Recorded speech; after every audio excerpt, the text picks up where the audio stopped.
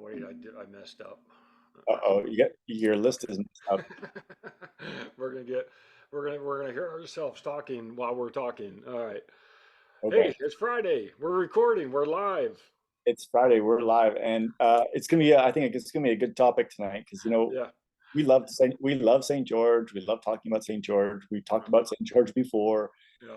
Really for us, it's the closest 70.3 race. It's a hometown race. It's our hometown. It's our hometown race, which is a little bit of a shame, but it is our hometown race. Hmm. I was just saying before I got on, I think this will be my sixth year, or I've done it 6 times, and I don't know about you, like how many times you've raced there, many. I'm But not sure how many times I've done the 70.3. Actually, I'll have to, maybe while we're talking, I'll try to flip back and look. I should have looked ahead of time, but I've done it enough and I've raced out there, obviously, with the BBSC races.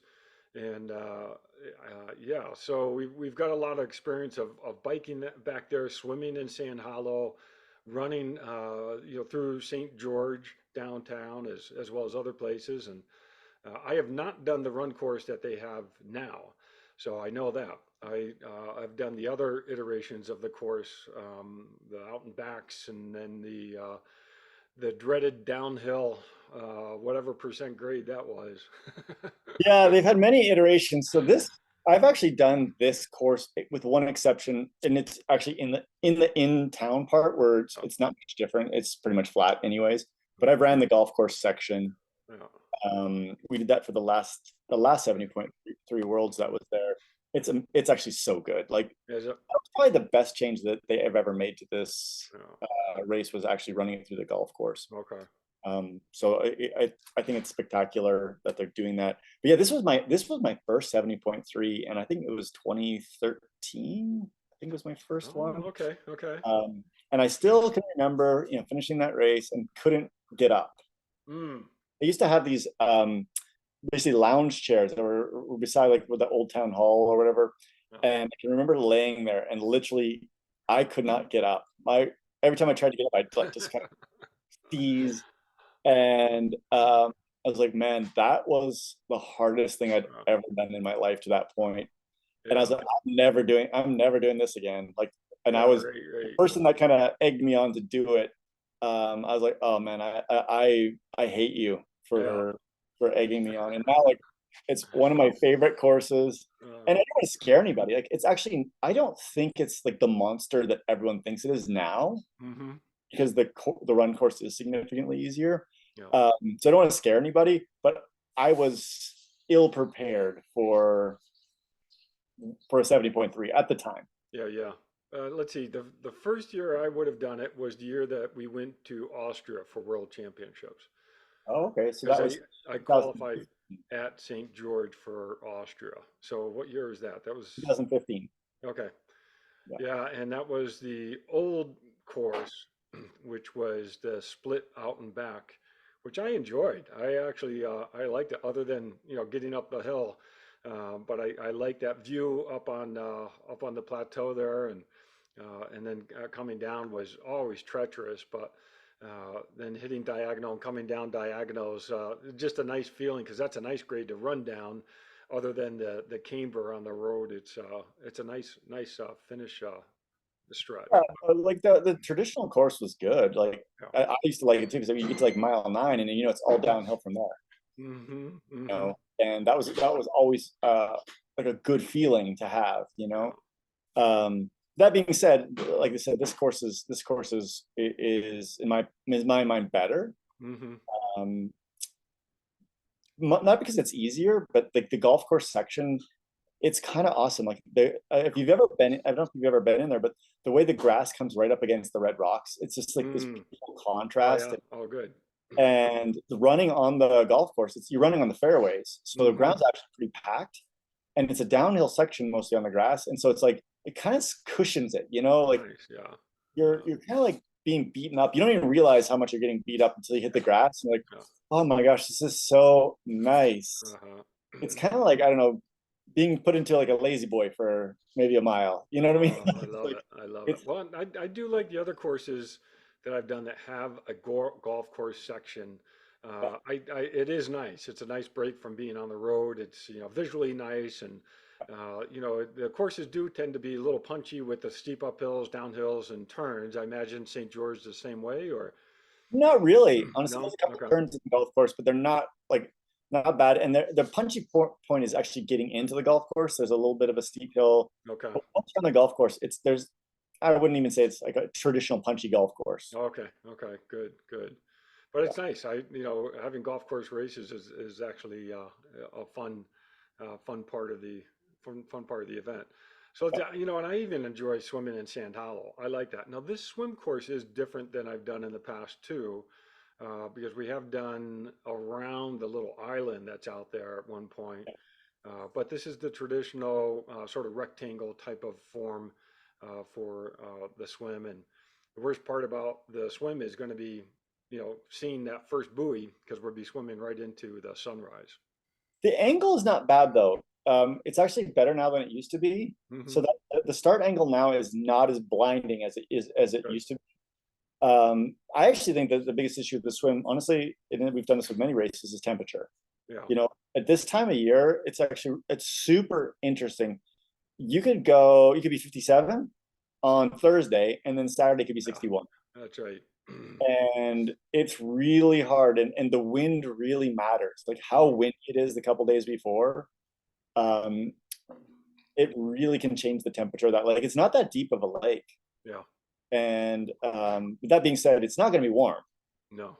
And we've had a notoriously cool spring here. Hmm. Hmm. I was reading the paper today that yesterday was the first 80-degree day in Las Vegas, and it was about 30 days behind normal.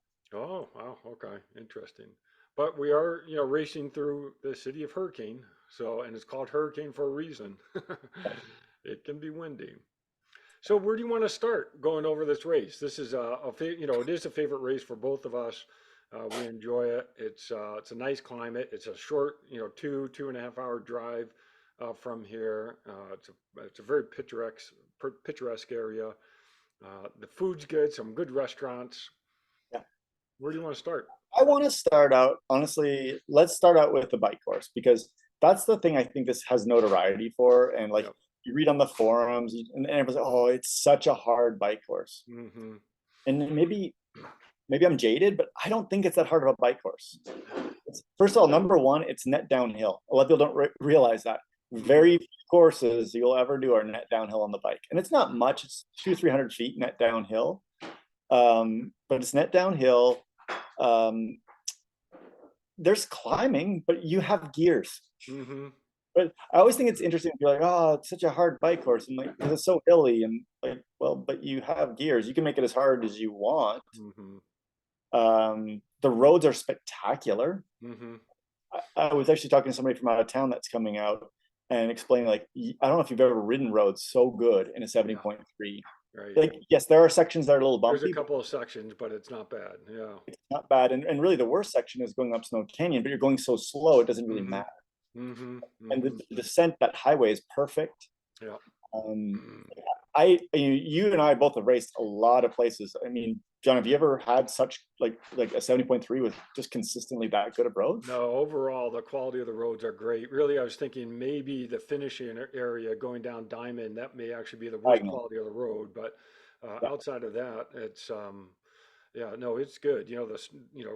Going out on the bike course, Southern Parkway is really a nice road, nicely paved.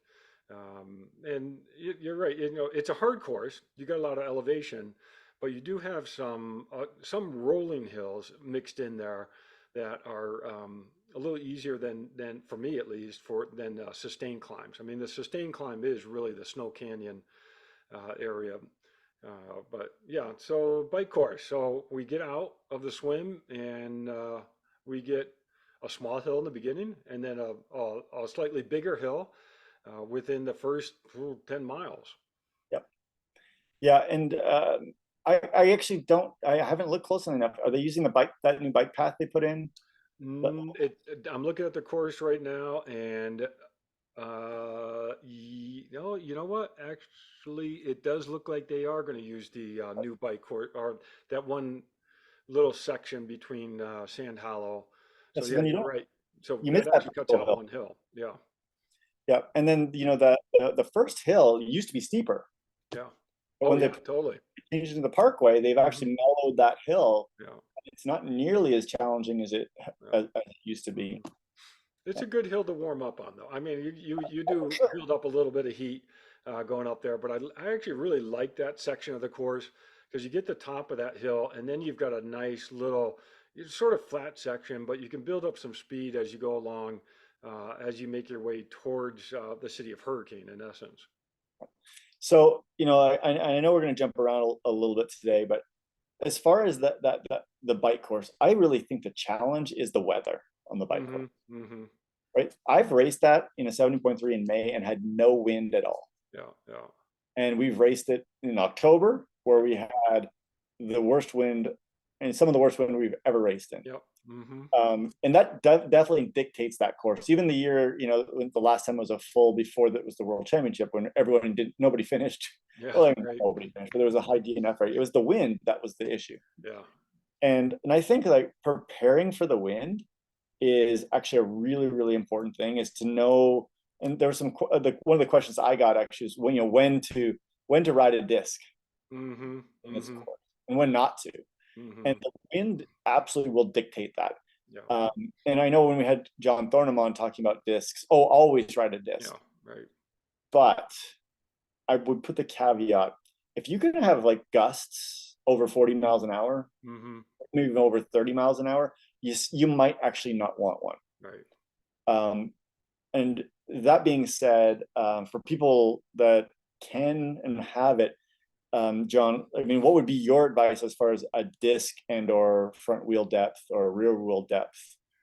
The most challenging part of this course when you're looking at wheels is coming down after Snow Canyon because you can build up some speed and then you also have some places that you get some pretty sudden crosswinds because of the way the terrain is, and all of a sudden you go through a little area that you're get hit with a crosswind and then the crosswind will disappear. And being able to manage your bike in those sections is really important. And this is where wheel selection, I think, it becomes important. And really the front wheel, if I'm worried about wind, I would go with a shallower front wheel first before that would be my first line of decisions to make. And then whether or not I'm going to use the disc will really depend on what the wind speed really looks like. And this is where I'd monitor wind finder and really try to get a sense for what the sustained speeds will be, as well as, like you said, the gusts. Yeah. And it can get really gusty there. Yeah. Like you said in that section, there's other sections as well that it can get pretty gusty. Hmm. I'm with you. If I had one, if it's going to be, let's say 30, 40 mile an hour gusts, I would go with like a 30 mil deep front wheel. Hmm. And I know a lot of people when they race their race wheels an 80 mil. I wouldn't do the 80 mil on that day. And Uh, the wheel behind me is roughly an 80 millimeter, 80, yeah, 80 millimeter depth wheel. So, and then as far as the disc, honestly, probably if I saw gusts over 30, hmm, I would once again because, and I know it's fast, but just for pure safety and handling on that descent, I yeah, might consider not running the disc. yep. Uh, Because you know, the descent, you can hit speeds of easily 40 miles per hour, if not even over 50. Yeah. yeah, And, I do think it's important for people to realize that you are not going to make up that much time by going that much faster down the hill, simply because you're not going to be on the downhill that long. yeah. So it's funny how the math actually works out, but I would not approach that section as I'm going to try to make up any time that I lost going uphill. I completely agree. And the other thing, just when you think about that descent, is realistically, and this is something that I tell people I'm coaching, and Mhm. many that are going to listen today, is that's the time we should already be thinking about the run. Yeah. You know what I mean? Like you should be like, hey, I'm not working hard anymore. I'm actually resting my legs, Yeah. spinning them a little bit. I'm not saying nothing. Every now and then a little spin, because there's no uphill from there on. And I know we're showing a map here. So from like where the arrow is Hmm. going down from 50, I guess it'd be mile 51. From there is the downhill. Hmm. The other thing to remember is where your the last aid station is to that 50 is slightly downhill, but it's not like you can just coast. You still have to Hmm. work. But yeah, It for doesn't look. mile 51 is the downhill. It doesn't look like they have the aid station there this year. It looked like Oh, up further, up there. they've got the one at the top. Yeah, it must have been for the full that they had the Hit other the aid full station there. here. Yeah. Exactly.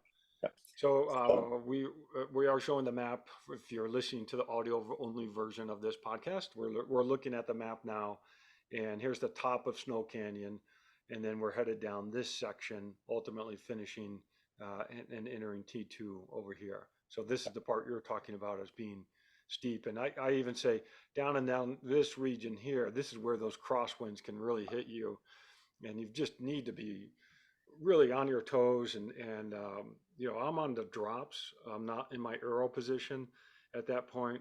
I'm not interested in trying to get to over 50 miles per hour at this point in my life. So I'm trying to be much more careful, especially as you hit a couple of sections that you can just get hit pretty hard. the other section I want to bring up on the bike course, John, is where the two paths cross here.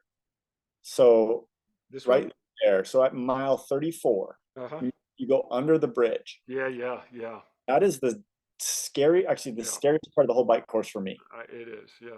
Because it's Um, a steep hill right there. it is very steep. You can get crosswinds there as well. Mm-hmm. Yep. And then what happens when you go under, it's not as the smoothest road there. Right. You go under it and then it gets dark because, you're Mm-hmm. going under a bridge and your eyes have just been like, very rarely do you race this in the cloud. It's almost always sunny. Mm-hmm. And you kind of lose vision for a second. And I've seen people crash there. Yeah. And I think we've seen ambulances there. Yep. That's true. So I always like I sit up in that section. Once again, there's nothing to be gained from maybe like the 2-3 more seconds of being an arrow. Yep. I sit up in that section just because like it's a risk reward thing for me. Yep. And then as soon as you get out of that bridge, it's another descent. So you pick It up is. speed again, Yep. anyways. Mm-hmm. So I'm just hyper vigilant in that area, and that's Mm-hmm. another thing that I always advise people the day before, go look at that section. Yeah. It's probably in my mind the most technical section because it's a steep downhill into the dark. Yeah. It is. And it's scary because you're going down this hill right before you go under the underpass for the highway, and you actually have some volunteers there saying, "Slow down, slow down, slow down." And it almost, if you're not familiar with the course, it almost seems like you're going to make a turn there, but you're Right. not really. You're making it's sort of a gradual turn, but not a sharp turn. But it is really, you're right. It is a tricky section. Yeah. Yeah. That to me is one that it just has to be in your mind that Mhm. it's gonna be bad there. So not bad, just you just got to be aware. Like in every race course, there's gonna be one or two sections, Yeah. and like for like pre-riding is great, pre-driving is great, and just because we're having fun here, the other little spot is where 25 is. Hmm. Um, Yeah, this section here. Yeah. that turn there is an off-cambered left-hand turn. Hmm. And once again, you're getting a little tailwind sometimes there, and you can be going pretty fast into Yeah, that. that's true. And an off-cambered left-hand turn to me is the worst. For Hmm. some reason, going to the left, I'm not as comfortable. I don't know. I don't know why. Personally, maybe I got a little bit more weight on my bike on the right because the drive train is there. I mean, I don't know, but that to me is once again, it's in my brain that little corner is Yeah. dangerous. Hmm. And this part is great to go out and ride ahead of time, Exactly. because it is a funny section. Like you said, that turn there, but there are some bumpy parts of this road in this section. I remember. Yeah, from 25 to 28 to Hmm. really take the right-hand turn is pretty Yeah. bumpy Yeah. along that golf course there. Right. Yeah. So once again, like I completely agree with you. This is kind of like where I would pre-ride the course anyways, because Hmm. there's not much traffic in there. Like if you were going up the day before and you just want to shake out, Yeah. that would be a really good spot to ride. Um, yeah, And for this sure. is, of course, you got to have, when you're reaching really high speeds, because there are several places that you can hit some high speeds, even coming down here on Telegraph, you Yep. can get some pretty good speed. And there are some, crossroads that traffic may be coming out, crossing the bike path. And this is an area to really be diligent and just be on the watch for any traffic that may be coming out because they won't be able to judge how fast you're going. And the volunteers are there to help, and the police crew are usually out, but sometimes they can't even judge how fast a cyclist is going in this section. So it is really important to be just diligent the entire time, watching for any cross streets and any cars coming out. And once again, we're not trying to scare anybody. We're just No. to be aware. Because you can hit some high speeds pretty quick. And anytime you're hitting high speeds, it is really just important to really pay attention. Yeah, exactly. All right, so several of the questions on Facebook were about not over biking the bike. Yep. So how do you, because you coach a number of athletes, how do you advise them? Because there are a lot of uphill sections and the downhill sections, but how do you advise them to not over bike? And if I knew, I would make way more money coaching. No, the truth is it's hard, right? Because and it's somewhat individual as well, right? If somebody is an extremely strong biker, but maybe not a good runner, like it might be a different answer. Hmm. Or if somebody they back their run and they need to be fresh and they know. But in general, on this course, I always tell them to be conservative, except for on the hills. And I Hmm. know that's a weird thing to say, but I think that the hills here they're relatively short. Even the Snow Canyon hard part is not that long. Right. So I'm telling them, like, if whatever goal we have, if normalized power goal, let's say it's 200, let's make Hmm. that a simple number. It might be 220 on the hills, Yeah, right, right? right. And because almost after every hill there's a downhill, right? So I allow myself to say, I'm going to go into a little bit of a hole. Yeah, Then on the downhill, I'm going to rest. right. And and we've talked about this before about like people saying, oh, you really want to kind of keep a level um a Effort. level power output throughout Hmm. a whole course. I disagree. I Hmm. think that there are opportunities, especially when going slower, to go a little bit harder Hmm. and then rest more on the downhill. Hmm. And if it's a steep downhill, which are a few of them, don't pedal. Like Yeah. I kind of have this in my mind, like 35 miles an hour. Why would I pedal? Hmm. Because if I go 37, yeah, I can do it. But the amount of Yeah. kilojoules I've got to use to go from 35 to 37 is very, very significant. Right. But on the way up, to go from 7 miles an hour to 9 miles an hour is not that much, Hmm. Hmm. because once again, we don't have wind, and we don't have, yeah, I guess wind is the main. I love that piece of advice because I'm the same way. Once I hit right around 33 to 35 miles per hour, I'm like, I don't need to be pedaling at this point. Or if I'm pedaling to stretch more so than to try to generate power. Like I'm pedaling slow, or sometimes I'll drop my heel with the pedals at 3 and 9 and just try to, stretch out the calf and maybe the hamstring. But you're right. Once you hit 33, 30, 35, the amount of effort you need to put in to get a little bit faster isn't going to help you in the long run. Yeah, and so that's a piece of advice I give. And then on Snow Canyon, like, because I know after that, like, to me, once you get to the top of Snow Canyon, the ride's basically over. I did say, Yeah. yeah, the next 4 or 5 miles is slight downhill, and you still have to Hmm. work some. But so, like, I've historically went all in on the last mile and a half, Hmm. to the point where it's like, let's say my normalized power was 220 for the day. Like, I'm 300 to 310 watts up Okay. that last mile and a Yeah. half. Yeah. And I just feel like I have so much time to recover until I Hmm. run. Yeah. Like, it's 10 miles. Yeah. It is largely downhill. There's a couple of sections that you're going, a slow rise up, but Yeah, but you don't have to push big watts anymore. yeah. Even down diagonal, like we've talked about, that section, it's about a mile and a half or 2 miles. The road is so crummy, you don't need pedaling No, hard fast that's right. anyways, because there's once again risk reward there. Hmm. So, and that's the advice I give the people that I'm coaching too, is like, that's the time you actually save yourself for that last Hmm. mile and a half. And the amount of people that you'll pass Hmm. on the race course is one thing, but just in general, when you think about like the day, Yeah. you might pass I've done it before. I've passed 70, 80 people in that 1.5 miles. Yeah, going up Snow Canyon, that last Going up part Snow there. Canyon, Yeah, that yeah, last yeah. part. And I know everyone's like trying to be conservative, and Mm-hmm. if you've done the work, like especially Mm-hmm. where we ride hills all the Yeah, time, right? If you've done the work and your biking is strong, I think that there's an opportunity to be gained there yeah. because of the downhill after. Now, if that was the end of the ride and I was going to get to the top of Snow Canyon and run, Mm-hmm. it would be a different scenario.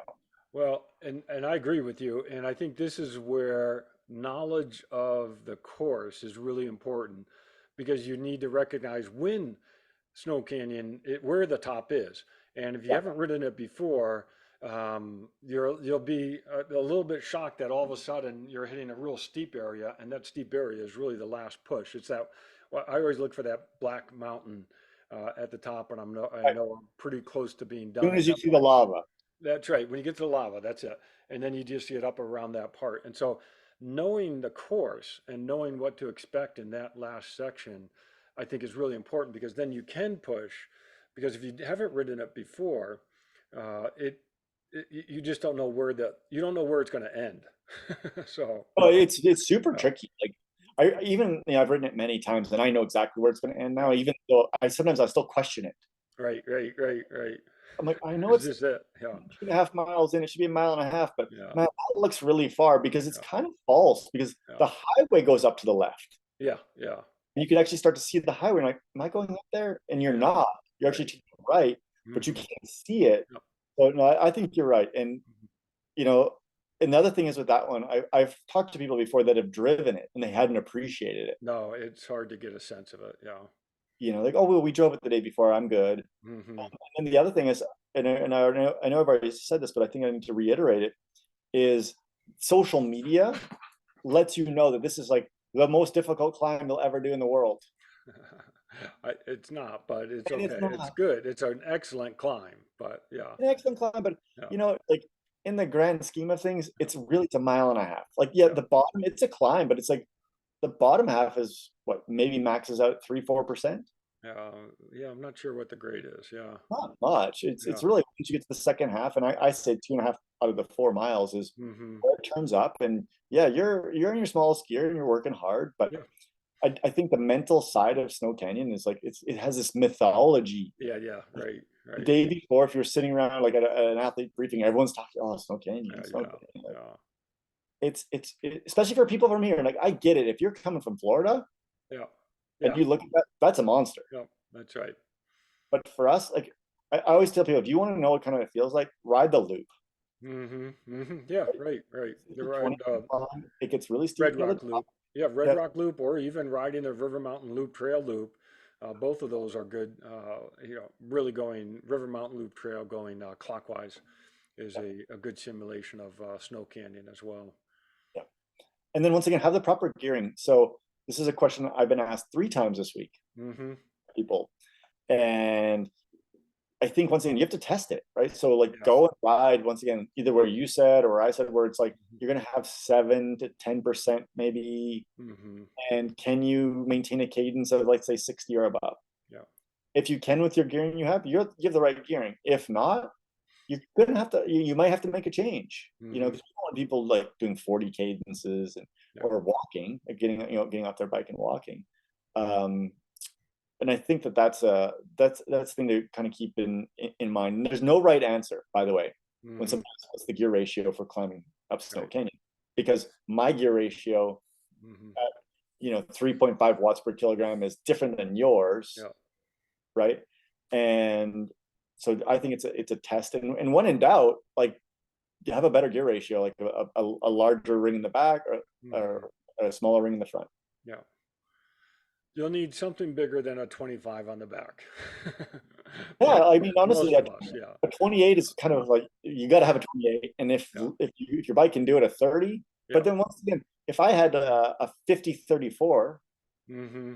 so a 50 in the front, 50-34, a 34-25 might be. Actually, I know I Yeah, could. yeah, yeah. Right, right, right. That's true. It's the ratio that really That's right. matters, right? Hmm. Back in the good old days when I was a lot stronger cyclist, I used to do a 55-40 Hmm. and the 28 in the back, and I could make it up. Yeah. right? But that's not me anymore, and I wouldn't do that gear ratio. Right, right. I would do it now. Mm-hmm, So mm-hmm. once again, everyone is different, and then so once again, like on Slow Twitch, where people are going to be asking, "What's the proper gear ratio?" Yeah. It really matters. It's individual. And I love the idea that you mentioned, go ride the Red Rock Loop or go ride River Mountain Loop Trail, starting down at Boulder Beach even and going clockwise up to Bootleg Canyon.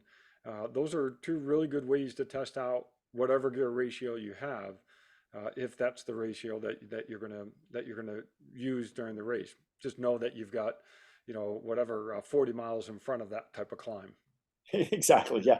Maybe do it, ride race pace for 40 miles, and, Yeah, and yeah. so it's interesting. I've got a few people even this weekend that are gonna they're gonna go out to Corn Creek.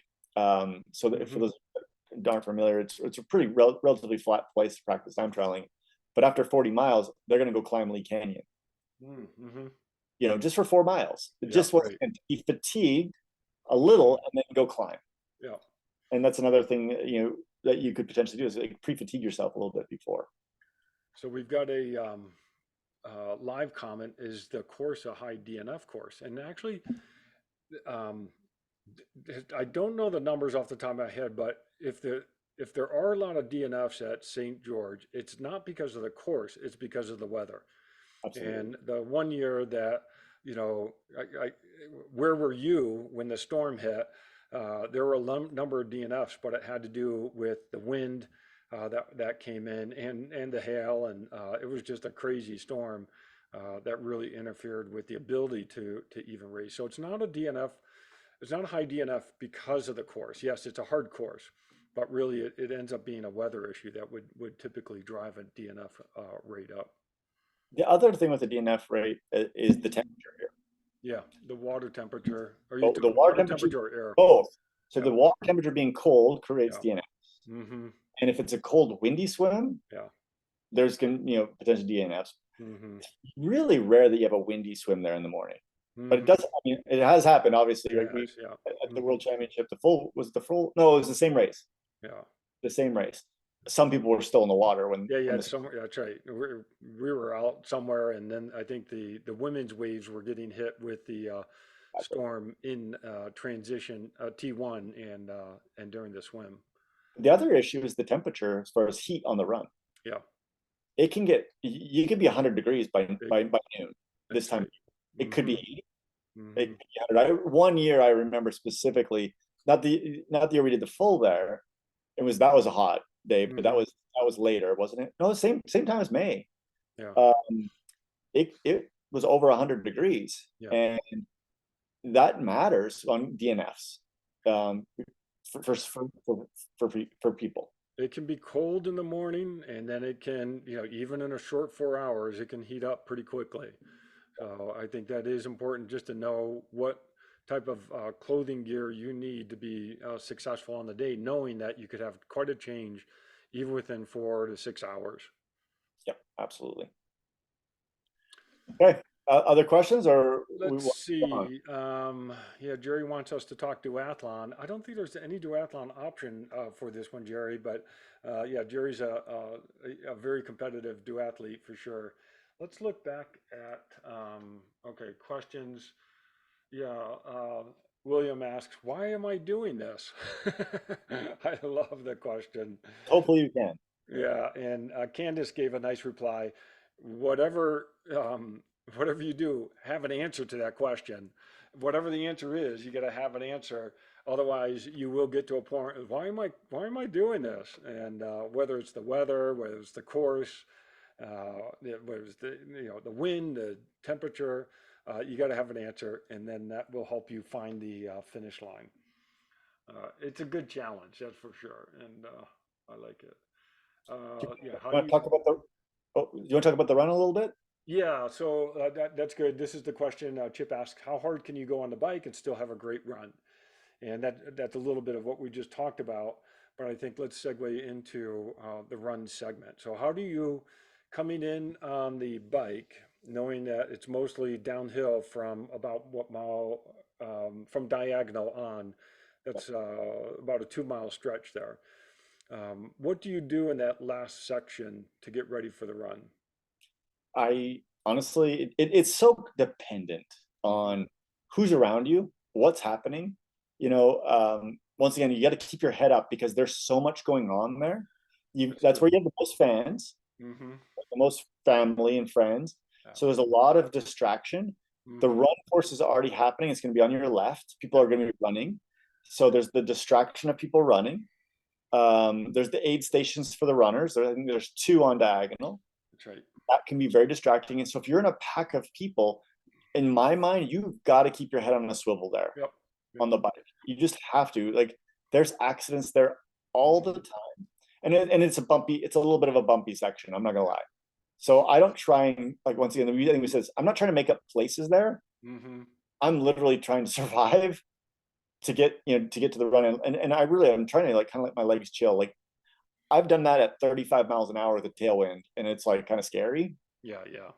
through there. But there was no like, there wasn't very many people around at Yep. that Mm-hmm. time. So I think that matters. And then, getting into transition, it's a steep downhill coming into the Yeah. right turn. You gotta be done with whatever you're doing before you make that right turn down that last section. Yeah. I take my shoes off before I make that turn. Yep. I Mm-hmm. go down the hill, that last section in downtown, with my shoes off. And people that are trying to take their shoes off on that downhill. It's so dangerous. Yeah, because you're holding on and you got to go through that traffic circle. Yeah, Um, yeah. yeah. So then, as far as the run, I think it's really important that we talk about this. And one of the things that we've talked about many times on this is don't run too fast in the beginning. Mm-hmm. This course doesn't allow you to, Mm-hmm. because that first hill, it hits you like a wall. Yeah, Like, right. you look up at it and you're like, I got to go up there, Yeah, because yeah, you don't recognize it when even the day before you go look at it. yeah. It's no big deal. But when your legs are tired and you're transitioning to a run, uh, Mm-hmm. so don't worry about, like, maybe like running too fast that first that first mile. It's going to naturally slow you down, Yep. and so you go up that hill and you're going to take a left onto diagonal, and it's still uphill. The next Mm-hmm. mile and a half, 2 miles, is all uphill, and you cannot run a pace. You can't Mm-hmm. be like, hey, my coach told me that I'm going to run 8-minute miles. Not there, you're not. Yeah. Like, Mm-mm. you might average 8, Yeah. but that section, once again, it's 1 to 2% uphill, and you're gonna be looking at your watch. You're gonna get upset. I've done this. Mm-hmm. I'm upset with myself because I'm like, I should be running 8-minute miles, and I'm running nines or Yeah. eight Yeah. forties, Yeah. and it's the terrain. It's not Right. you. It's the terrain, right? Right.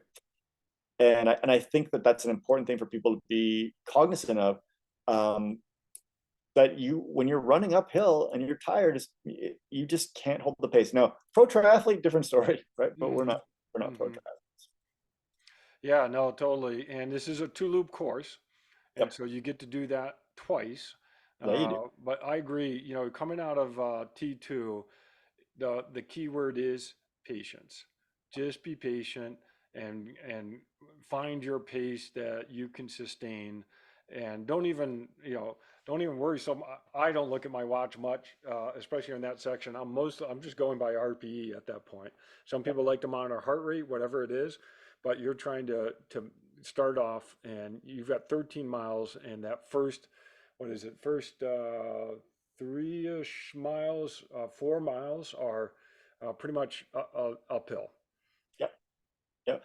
And then have it in your mind. Then the next 5 miles or 4 miles is downhill, Mm-hmm. right? Mm-hmm. And I think that you got to be thinking like that too. Is Yeah. like, at least in my mind, it's like, okay, Yeah. look, my pace is going to be a little bit lower. Yeah. I'm going to be conservative. Mm-hmm.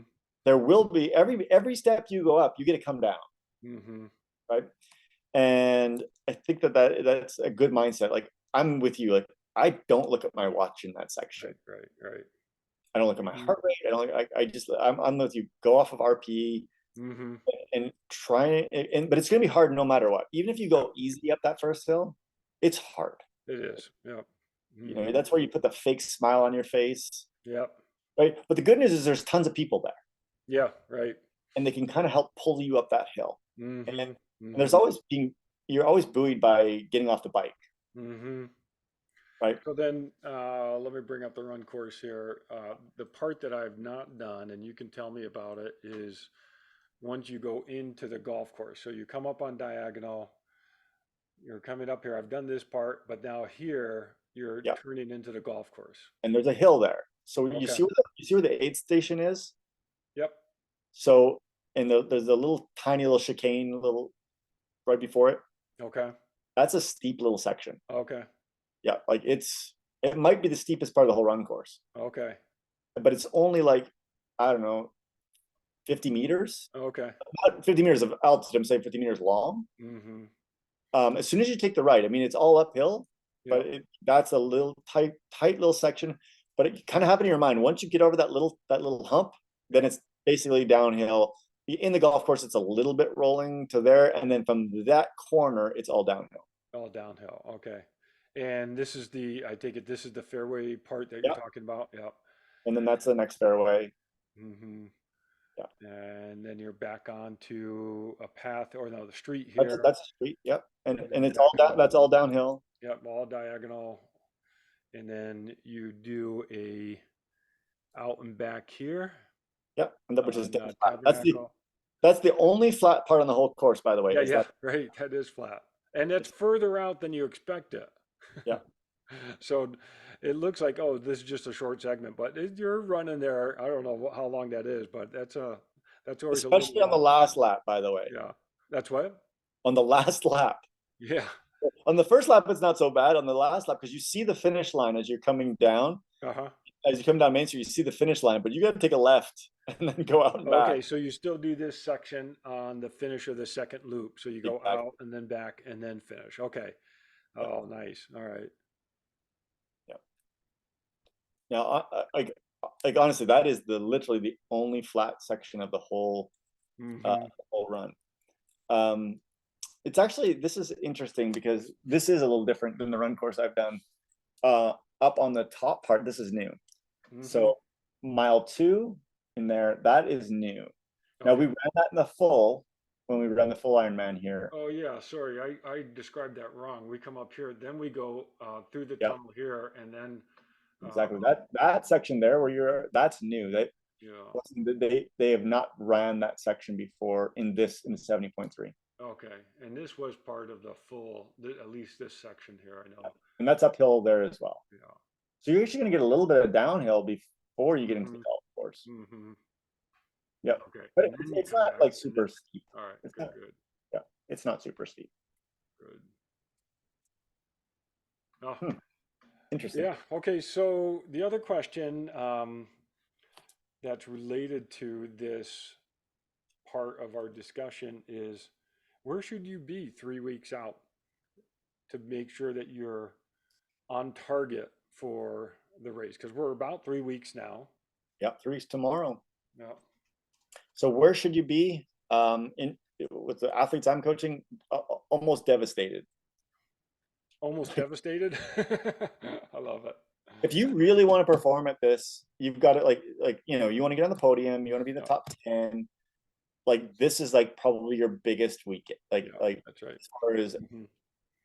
so I'm telling you, like the people that I'm coaching, like they're feeling it right now. Hmm. Hmm. I will tell you that I've added some rest days in that weren't necessarily planned, just because like with the most people I'm working with right now that are doing St. George, because the cumulative fatigue is Yeah. starting to get to them. Hmm. As we get into race prep, we do more race specific stuff, and then so yeah, you should be feeling honestly probably not too good right now. I hate to Hmm. say that, Yeah. but if you're doing your 15 to 20 hours a week, it's kind of like these are the maximum weeks, this one Right. and even next one. And you're kind of in that middle of that hump, and you can't quite see the taper yet Yeah. because Yeah. most Yeah. people, like, the taper starts after next weekend. Right.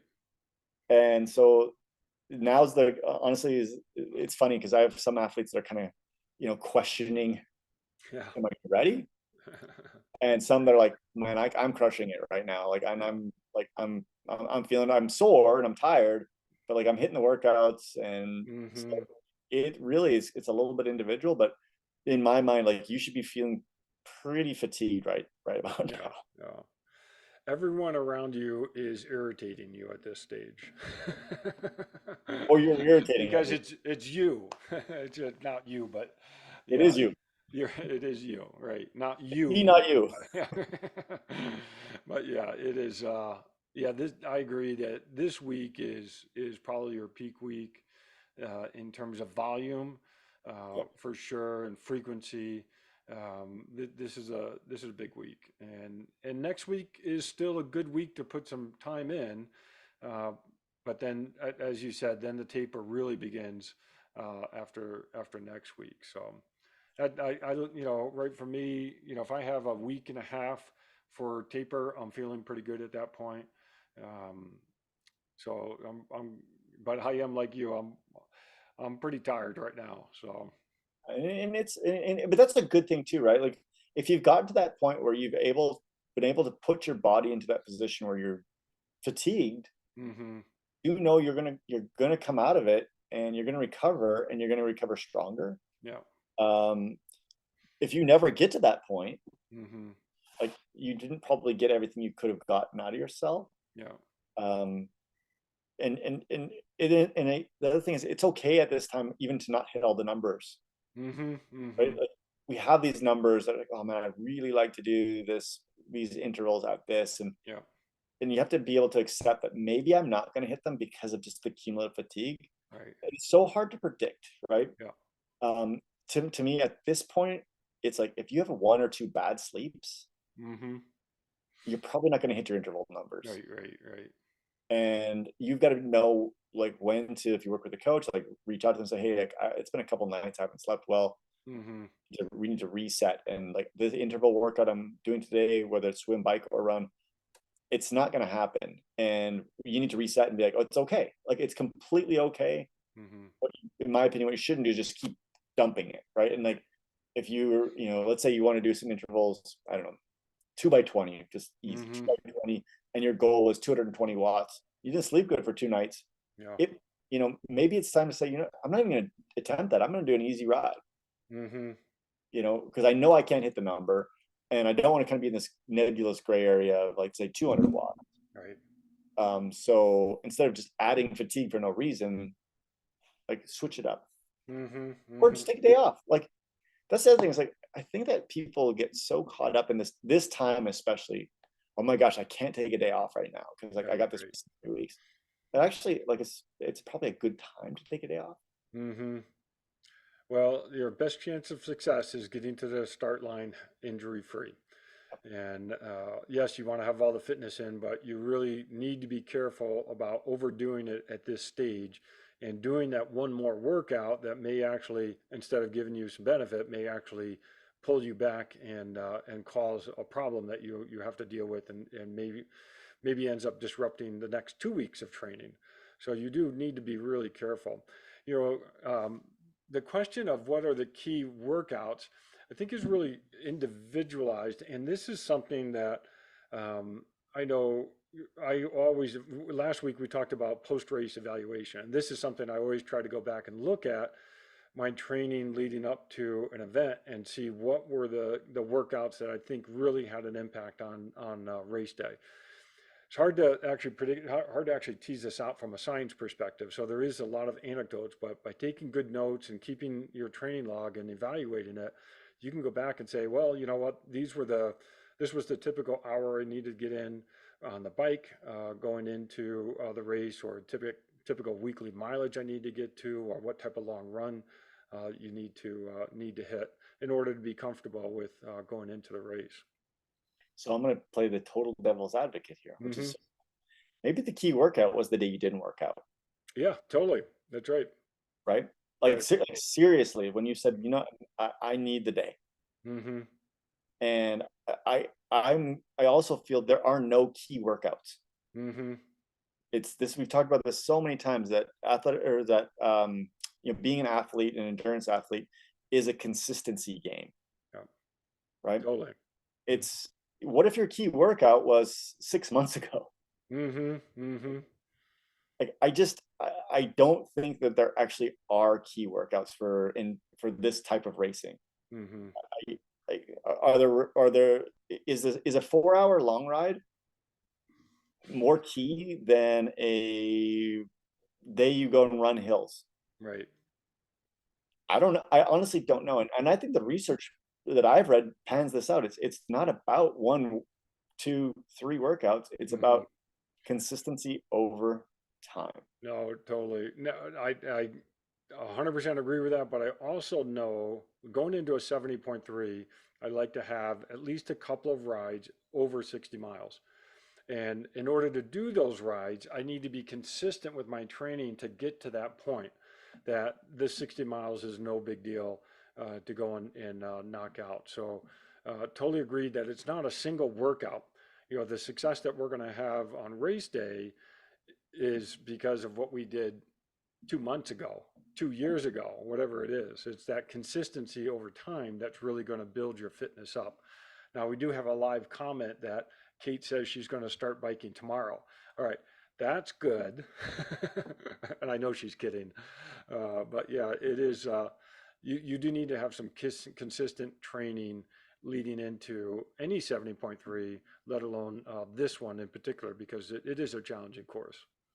Well, I hope Kate, if it is her first ride, she goes about 7 hours, Yeah, yeah, yeah. but Right. just easy. An easy 7 hours would probably be the Yeah, best.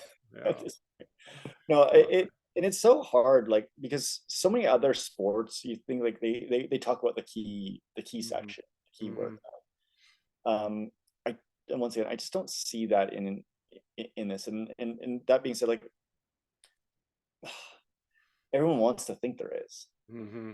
But this is the one, and I can't miss it. Right. And I just I don't believe. have key weeks that I shoot for. Oh, for How sure, much I I do too. want to cover in a week, mileage wise on the run or mileage wise on the bike. Swim, it's a little easier for me to sort of gauge where I need to be on the swim. But I do have more the volume numbers that I try to hit in a week going into a 70.3, or if it's a full race, trying to based upon, you know, how I've done things before, I try to hit some key metrics that way, but not a single workout, right? So one of my keys is very similar to yours is if I can get a week where I get 220, 240 miles on the Hmm. bike, Yeah, it's such a bump from that, yeah, right, right. right? And it's easy riding. I'm not saying like even intervals or anything. Hmm. Like if I can just get those numbers and not be devastated by the end of the week, Yeah. like I feel like the next week I'm better. Hmm. And um so well maybe it's not a key workout. It's like just Yeah. getting some volume. But obviously not the week before, but like even this week, if I could get 240 miles in on the bike this week, Hmm. I know that would bump me Yeah, for yeah, right. and 240 miles of easy. And Hmm. well, what's your key workout? Well, it's like 4 rides or 5 rides Hmm. of 40, 50 miles this week would give me a huge bump. Yeah, well, That's me personally. Like that, like once again, that's right. what I've seen. But other people I know that's not the thing for them. Hmm. And once again, it depends where you're at. Yeah. Yeah.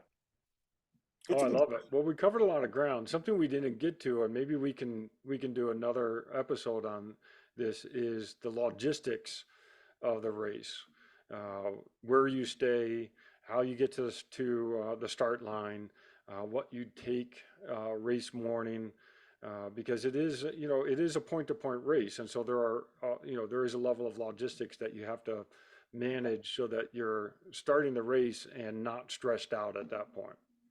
Yep. I like that. And we'll leave it maybe at this is like for that, have a plan and write it out. And maybe Yeah. do that even now. Mm-hmm. Take a day off, Mm-hmm. like maybe this week of training. Yeah. And that maybe that's the day where you're like, I'm gonna work on my logistics. I'm gonna write it Mm-hmm. out. I'm gonna plan out exactly what I'm gonna have, when I'm gonna have it. Is the shuttle schedule out already? What's that? Shuttle schedule? I don't know because I'm camping out. Oh, I'm staying at San Paulo, so I don't know either. Yeah. You can start to plan like, hey, I got to be at the shuttle at 4:30, right? You can Yeah. start Yeah. that now. So that means I got to wake up at this time and just write out a schedule now. Yeah. What I think is a mistake and I've made it before is like, oh yeah, the night before. Wait, what time's the shuttle? Oh man, we got to leave at 3:40. Whatever the case may be, and like really starting to come up with a plan. Yeah. I think now is a good idea that can lower your stress. Yep. So athletes, yeah, the schedule is out. Athlete shuttle starts at 4:30, and age group rolling starts at 7 a.m. Yep. So, everyone will probably be in the water by 7:30. Um, and yeah, fortunately, I was able to book a campsite this year. They opened it up Awesome. and was able to reserve a spot. So I love camping out there and just walking over to transition. This is actually the first time I've actually ever stayed just in the resort across the street. Yeah. Oh, that'd be good. So I didn't want to deal with the shuttles and Yeah, yeah, shuttle and all that entails. So yeah. awesome. Yeah, because even people who stay near Sand Hollow typically still have to go down and catch the shuttle to get into T1. And so that adds a whole nother 20, 30 minutes of driving to Town Square to catch the shuttle. It's a funny setup, but there's a reason for it. There's just limited space out there. And once you get athletes going, you can't have cars going up and down the road into the parking lot where transition is. All right. Well, hey, I'm, John, that was great. I'm Um, excited. yeah, it's going to be here before we know it. Yeah. I feel like I was just all in my mind thinking about Oceanside last week, and we're just going to switch Yeah, yeah. right into to St. George now, and it's good. So I love awesome. it. And anyone who's listening, or if you listen to the audio version, come back to the Facebook page and post any questions that maybe this talk stimulated, because we do want to try to hit some of the questions and make sure that we're giving some good information out there for everyone. Yep. And then for you locals that are Tri Club members, hopefully we'll see you Sunday at the first Tri Club race of the year. Yep. What time we starting? We are, well, we'll be there early, but the race starts at 7, transition open at 6. So exact same time as St. George. So there you Yep. go. There you go. Perfect race Yeah, prep. I love it. But we'll look forward to seeing everybody out there. And then corporate challenge swim meet is in the afternoon. So I Are you know joining double? You're going to double up? I am going to head over. I'm not going to race our race. I wish I could at this point, because Matt Olson made some wonderful 3D printed trophies for the Yeah. podium. I don't know if I'd hit podium right now, but I certainly would give it a shot and try to win one of those trophies. I So know. I'm just going to ask Matt if I can pay him, he'll just print me out one. yeah, I love it. And if everyone's listening and you're still on the fence of doing St. George, we need one more athlete registered for St. George to be affiliated with the Las Vegas Tri Club, and then we actually earn an entry. So we're one entry short. Uh, Too close. Good. All Okay. right. Hey, Awesome, Doug. good Have a talking, good day. and we'll talk again soon. Okay. Bye bye. Thanks, everyone.